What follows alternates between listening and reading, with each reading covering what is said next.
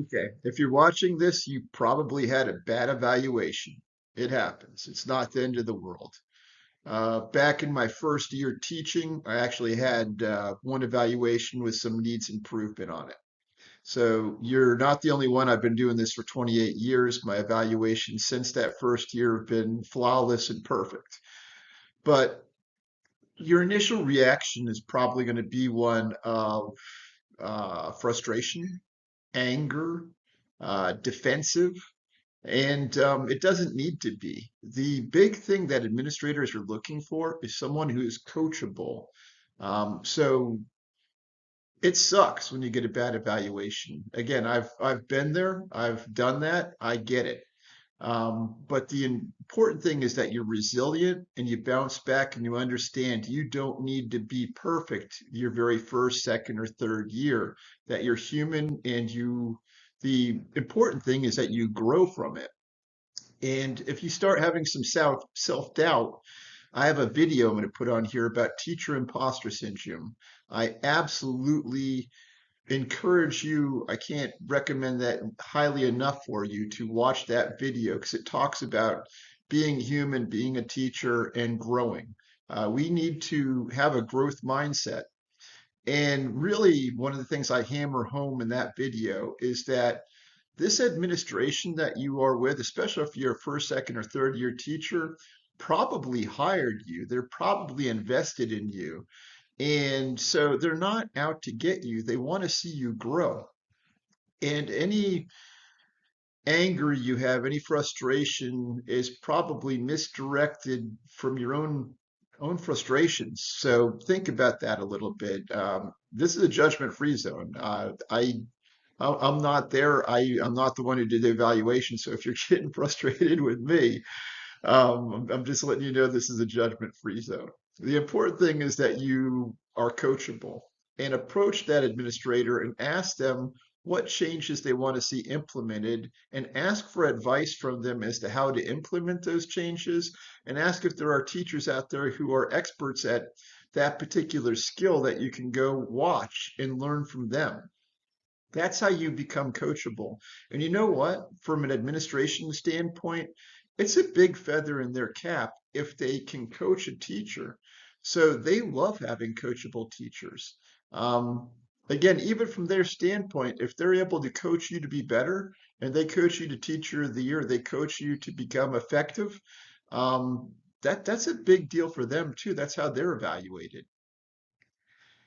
Now, here's the litmus test I would tell you. Rather than be frustrated, I would say this. If you're angry that with that administrator, for the year I got my bad evaluation, he dinged me on lesson plans. And you know what? My lesson plans were there was room for improvement. Now, that particular administrator did not like me. I did not like him. It was very public, but his criticism of me was accurate. It was fair. I got dinged on lesson plans, and to even highlight that a little further, he was told by the principal to go around and ding people on their lesson plans if they weren't up to par. So he got a bunch of us on lesson plans, and it was something that our principal saw as important and highlighted. And this administrator was just doing his job. So it was not as personal as I thought it might be. He dinged several of us on lesson plans, and it was fair. It needed to be done. I've not been dinged on a lesson plan since or on an evaluation since. But the important thing is I took a look at the lesson plans. I took a look in the mirror and said, what do I need to do to improve this? And I stepped up my game.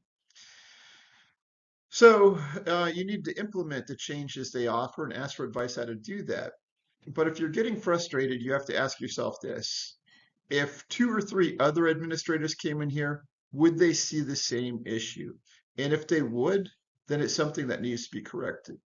And if I was to guess, one of the things that I think, especially with a first, second, or third year teacher, that is highly likely to lead to some issues is how you begin your class.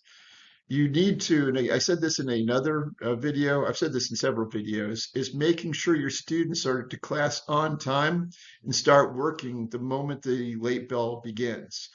Because if you've got kids coming into class after the late bell, if you're nervous and you're being evaluated, you're having to start your lesson over and over and over again. You're not able to get traction. You're not able to get off to a good start, and everything builds off of that. So it's important that you um, implement changes with your kids. The other thing you can do if you had a bad evaluation is invite a colleague in practice. Have a colleague sit back there with a pen and a piece of paper and take some notes and practice with the kids, and have that person point out anything that they think an administrator would see.